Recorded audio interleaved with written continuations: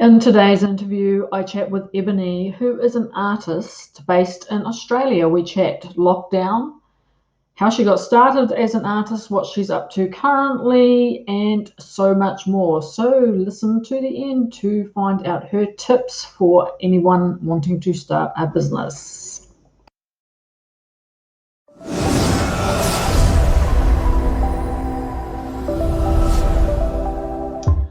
So today I'm chatting to Ebony and she resides in Australia. Hi Ebony, how are you?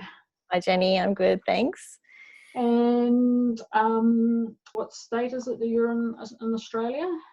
We're in Victoria, so in the suburbs of Melbourne. Right, and so things are sort of a little bit tenuous there at the moment with pandemic. Yeah, they are. We're just heading back into, we're in stage 3 lockdown and heading to stage 4. So as of today, which is a little bit daunting, but it has to be done, I suppose. So what type of things do you do that kind of helps you cope with changing situations? I've really been resorting to lots of yoga and meditation has been good for me. I've actually, with the first lockdown, I think I kind of went quite internal and started to, ponder how to kind of deal with the situation that we're finding ourselves in. Initially, it was quite tricky to,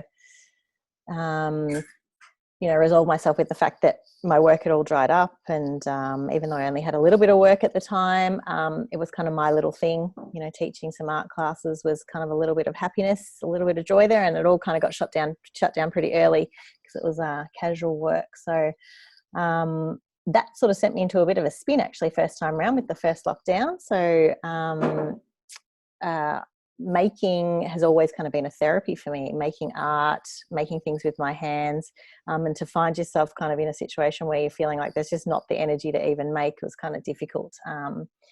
But since then, after lots of internal pondering and just allowing myself to have time to slow down, because I've always been, quite a busy person, I thrive in busyness, thrive with deadlines. So to then make myself just stop and slow down and be okay with that has been a bit of a process. But I feel like I'm in a better headspace about things now, and as we go into this second part of our second lockdown, I feel a bit more emotionally prepared for it. So but the yoga and the meditation have really helped along the way, and also now over the last couple of weeks I've started to get back into my making, and that's always been a source of therapy, I suppose, for me. So trying to force myself to do that a bit more, with the hope that I get back to a point of flow.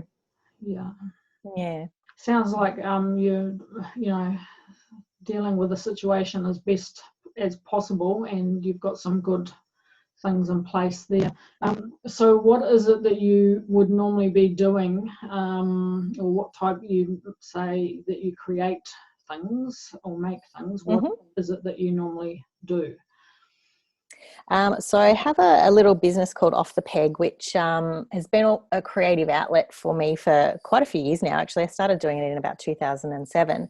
And that's always been associated with making things. So over the years, it's kind of morphed from making kids' clothing to now making actual art. So making more visual art pieces with a textile kind of focus, because that's kind of my background. So I just enjoy making things from nothing to something. It's just kind of always been my thing. Yeah. Right.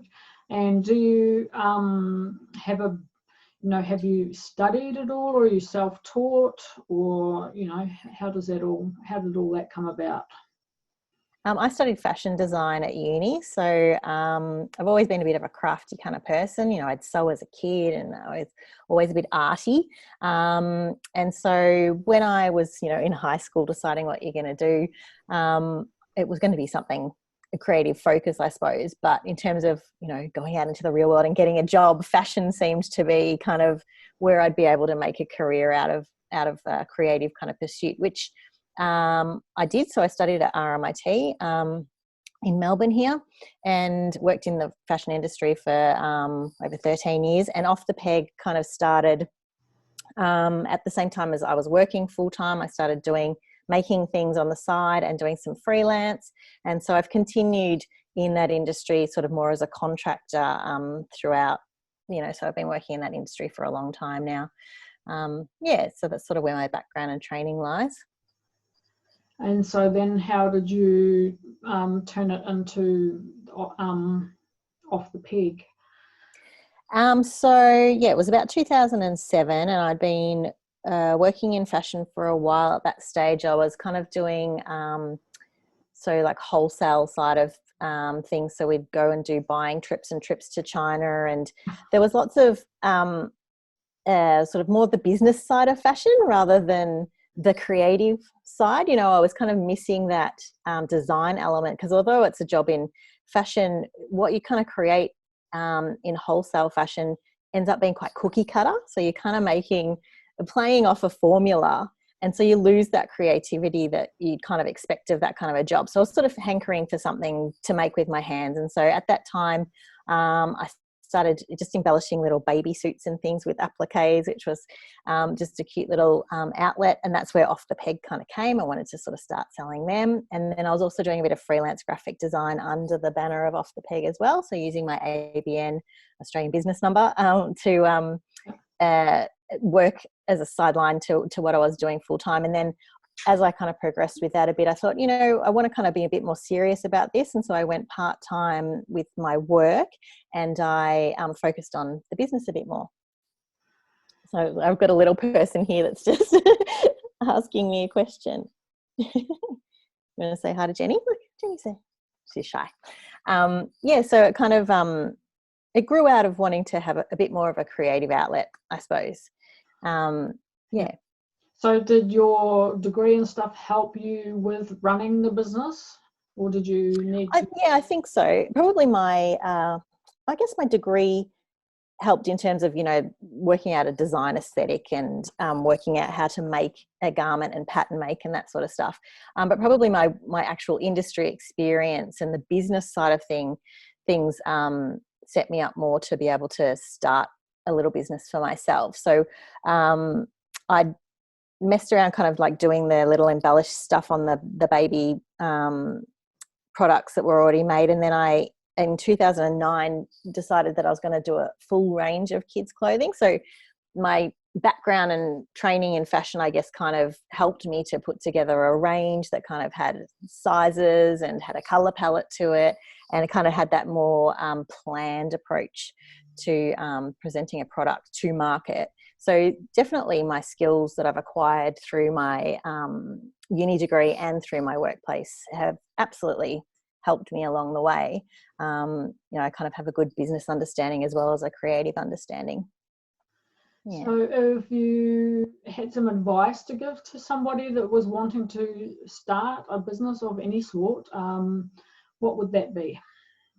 Well, I guess for me, I tend to overthink things too much. So, although I had the skills and knowledge to kind of plan out a full range and take it to market, and I thought, well, that would mean that would equate to sales. It doesn't necessarily then equate to sales. You kind of got to find something that sets you apart from everybody else, that makes your product unique. But then you've got to also, it's this fine balance of being able to then take that product to market and be able to have the social media presence to kind of back it up too. So there's lots of elements that go into it. And if, in my case, overthinking it sometimes stops me from taking action. So for the person that's wanting to start something, I'd say just start it. Just go for it. Give it your best shot, put your heart and soul into it and do what you love. Because if you love something, you love what you're producing, you're going to have passion for it, whereas if you're trying to be in your head too much about the product, the process, the price point, the market, the customer, you can just kind of kill it for yourself before you've even had a chance to grow this thing. Yeah. So I feel like my business and my own practice has kind of come full circle in terms of now I'm making art for me. I'm not making it with a customer in mind. I'm making it because it feeds my soul, and I need to make it. Yeah. Yes, I've seen some of your latest creations and love them. Oh, thank you. Thank you. So yeah, I'm just trying to experiment and trying to get back that kind of love for creating, which I guess I've got young kids, and life gets busy, and it's important to have something that's for you. And I feel like what I'm trying to create with the art is it's for me. I want to say something in a visual way that feeds my soul. Yeah. Yeah. So have you found any sort of tools or whatever for your business that have been beneficial? Well, I suppose Instagram. I love Instagram. Like, I'm a bit addicted to Instagram, but it has actually been good.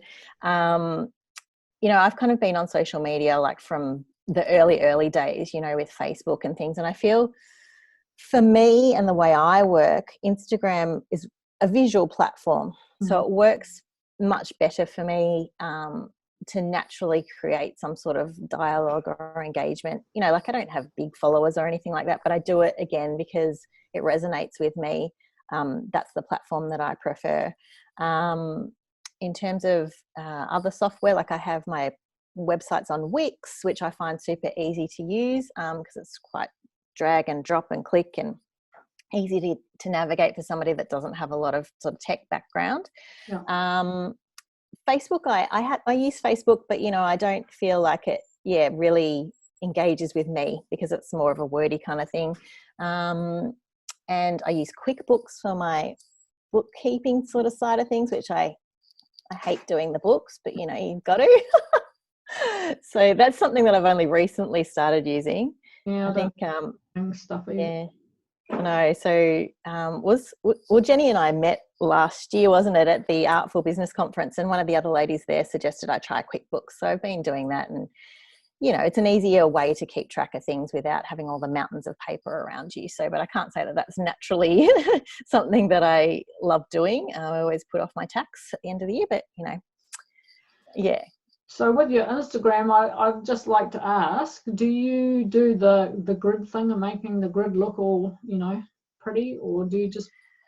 I don't. Maybe I should.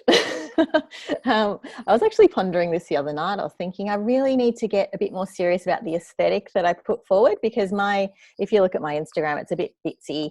But, I kind of go with what I'm interested in at the time. And I have a lot of different varied interests. But if I'm using Instagram to present my artwork, I feel like I probably should now have a more consistent aesthetic going. So that's probably something I need to work on. Asking for interest's sake, because I have goes at it of, doing the looking uniform, and then it's like, oh, that just does my head in.